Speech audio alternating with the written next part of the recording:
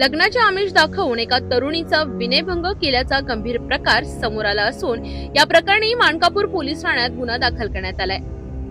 सविस्तर माहितीनुसार मानकापूर पोलीस ठाण्याचे वरिष्ठ पोलीस निरीक्षक हरीश काळसेकर यांनी दिलेल्या माहितीनुसार 7 फेब्रुवारी रोजी सायंकाळी एका तरुणीने पोलीस ठाण्यात तक्रार दाखल केली। तक्रारीनुसार आरोपीने पीडित तरुणीला लग्नाचे आमिष दाखवत विश्वास संपादन केला, त्यानंतर वेळोवेळी तिचा विनयभंग केल्याचा आरोप तक्रारीत करण्यात आला आहे।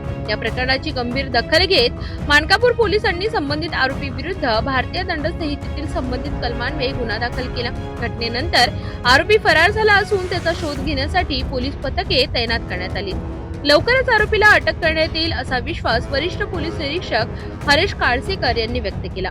या संपूर्ण प्रकरणाचा सखोल तपास पोलीस करीत असून पीडितेला आवश्यक ती मदत आणि संरक्षण देण्यात येत आहे।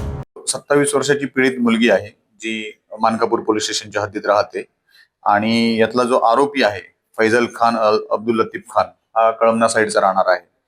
तर या आरोपीनं या पीडित मुलीसोबत त्यांच्या दोघांची मैत्री होती आणि मैत्रीतून त्यांचे प्रेमसंबंध होते आणि त्यातून आरोपीनं मुलीला लग्न करण्याचं आश्वासन दिलेलं होतं, परंतु गेल्या काही दिवसापासून तो लग्नास टाळाटाळ करत आहे आणि या दरम्यान त्यांचे मैत्री असताना तिला शरीर संबंधाची वगैरे मागणी केली होती, परंतु तिने नकार दिलेला आहे। परंतु शारीरिक जवळीक वगैरे साधण्याचा प्रयत्न केलेला आहे।